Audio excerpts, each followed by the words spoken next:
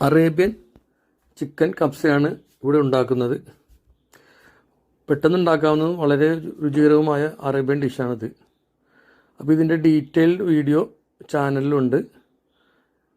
എല്ലാവരും അത് കണ്ടു കഴിഞ്ഞാൽ പെട്ടെന്ന് മനസ്സിലാകും.